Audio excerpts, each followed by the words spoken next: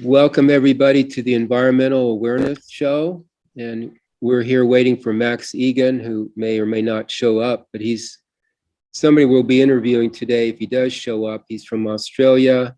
And we've been just discussing about his research and what he's done throughout the years. He's been around for a long time. He's from Australia. And we were just talking about the Tartarian culture, which he covers as well, which is a culture that has been wiped out from the history books because of various reasons. One of which is because they had free energy. They were able to harness the energy from the atmosphere to heat, cool, power their machinery, etc.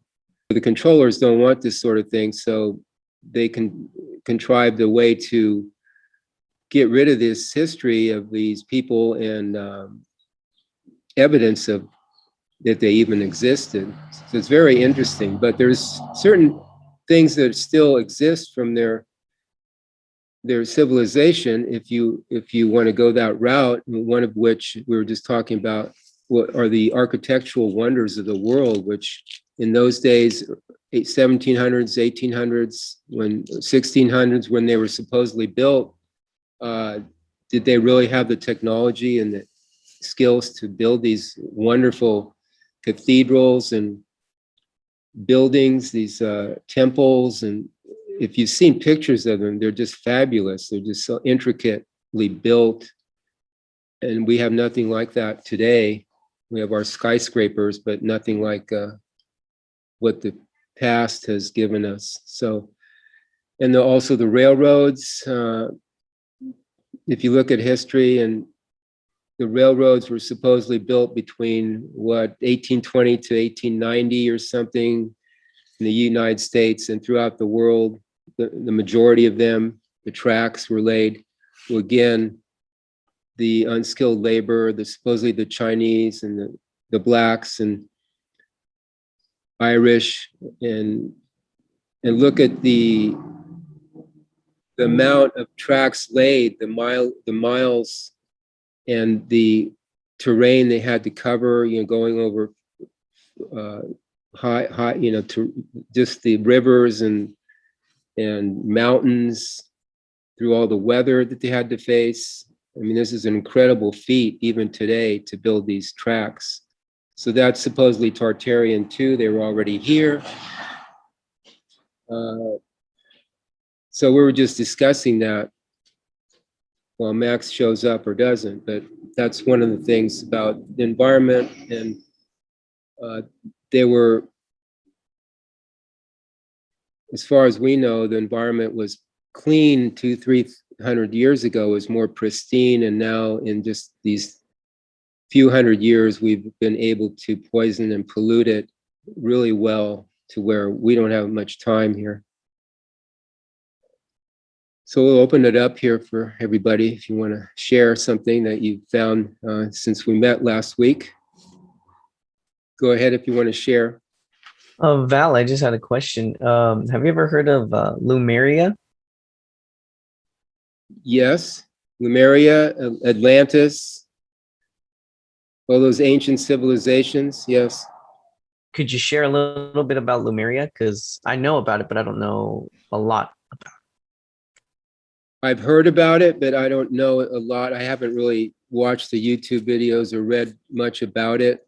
Supposedly the Tartarians are remnants of some of these ancient civilizations because they have the technology, but maybe somebody else knows. I'm not too up on Lemuria. Kevin, do you know anything about Lemuria? Nothing other than the name, the reference that it was part of ancient civilization, but beyond that, very little. I can't help you there, I'm afraid. Jeremy, you said about the Lemurian live with Atlantis. One group lived that time, and Atlantis and Lemurian attack each other and destroy the earth. And some after that, we go the city of the Atlantis is missing. Someone tell this war between Lumerian and Atlantis. Atlantis want to order and control all group on this time, but Lumerian are resistant about them. I know, I read something about this and about the Lumerian and Atlantis. So it was a war between the two, then, is what you're saying? Between two groups, Atlantis and Lumerian. After that, the ancient changing, and that time toil a golden age, because the technology, knowledge, and spiritual always in the top. After that, all the technology destroyed and die. The people came back to the very normal life and started again for a technology. What time period, Ryan, was the Lemurian culture in the Atlantis? Or what age? In the first age, they call we are at the fourth age, the metal age, this age, the end of the war, the end of the universe. Atlantis and Lumian live in a first age. The first age called gold, because they have a lot technology. They can fly by himself and talk with a mind, not speak with a mouth, and they talk with a mind, and we can fly by themselves, and it's very interesting. But the Atlantis needs a more power than the attack the other. One time, a few years ago, me and go to the Atlantis. This city, it's not in the earth, in the space and other world. When I arrived there, I see all master of the master of sorry, I check. Master of them from all prophets, all the people know about the spiritual and wizard live this city. And after that, I see the angels, very dark black angel came to me, and he told me, I protect you. This is an experience you had? Yes, me and Sajjad, we have experience, we have meditation. Sajjad wants to go Shambhala, the city in Tibet, but I want to see the Atlantis, and we meditation and go there. Did you say you want to go there, or you've been there? I want to go there. Okay, and this is in your real side experience? You want to go there? This experience before I know about NUUU. Okay. In the summer of that year, Reboza told me about NUUU. This experience I told before they know about NUUU. Did he take you there, Rebazar? No, I take by myself. Okay. Were you able to talk to anybody or communicate with anybody in the experience? In experience, I see him very large creature, alien, human, elves, some kind of the creature. I didn't know about them. I see a lot and speak with them. One time I see one of the dark and dark force, a very large in the top, one of the top of them. She wants to torch me, and I resistant and talk with her about my past. Some of my experience, they told me you are one of them. I'm one of them. Maybe in my before life, I'm one of the reptilians or dark agents. You're a good reptilian then. Okay. Thank you. Yes. Welcome. We accept anybody who is sincere. Yes. Okay. Why did you have this experience? Was there a reason? What did you recognize from the experience? Because one thing in my head and mind always said I'm one of the dark force, and I try to run away from them. And in that life, I some attack them and kill them to can arrive some light in that life and protect some people and some awareness. That's my life. Because the dark force agent want to kill me.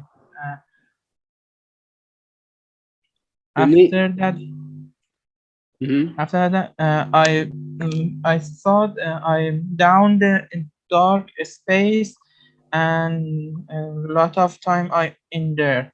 After became in this life. Well, the neat thing is we can always make a better decision for ourselves.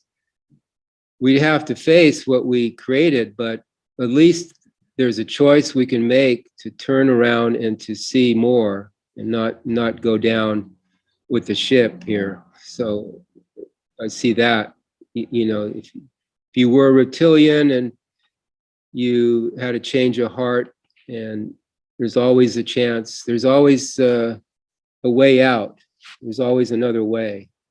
So that's what we're providing here for the bad guys too. There's always they can always turn and decide to do better for themselves and others.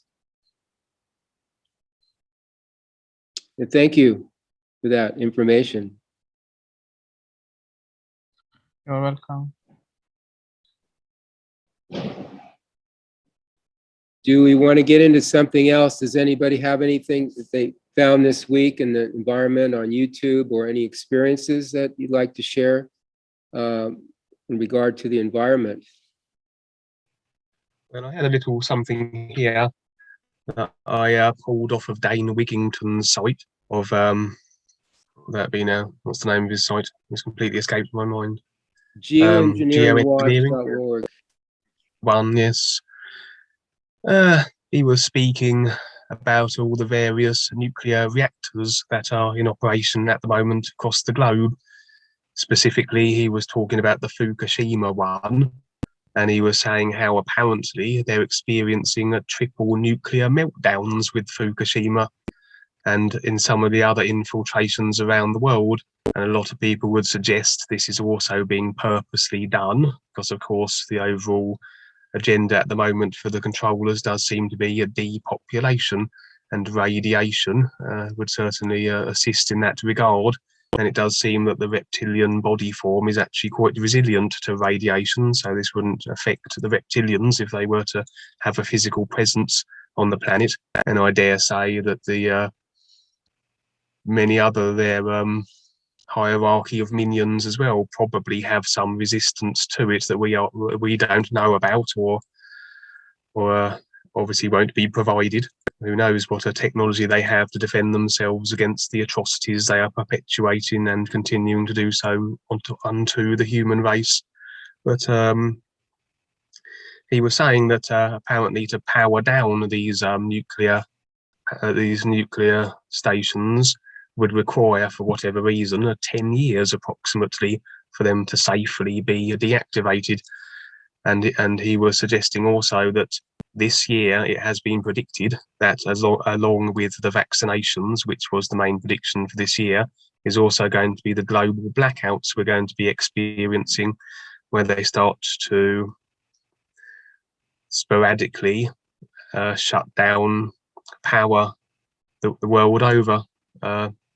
It would seem to be pretty random, but in fact it's another coordinated and orchestrated force, part of the dark force agenda, again for the purposes of causing chaos, and also it will assist in the economical meltdown, because obviously with no power, no country is going to be able to operate very well from an economical point of view, and so it will help drive the economy into the ground, which is of course what the dark forces want also. They want the economies of the world to be destroyed, and then from the ashes they can bring forth some new world order according to their design.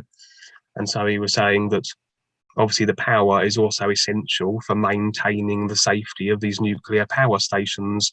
So if we do get blackouts that last for go on for lengthy durations, this is very likely going to accelerate the nuclear meltdown of these nuclear stations and cause even more radiation to leak out into the natural environment, even to the extent that you could even have these power stations literally exploding, because I don't know exactly how they how they work, obviously, but some obviously power is required to maintain the safety that ensures that they don't explode or melt down. So I thought I'd add that little note there.